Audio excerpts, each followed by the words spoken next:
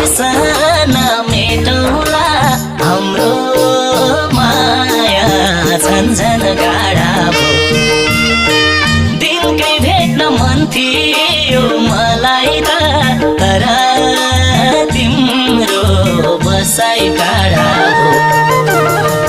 दिनकै भेट्न मन थियो मलाई त तर तिम्रो बसाइ टाढा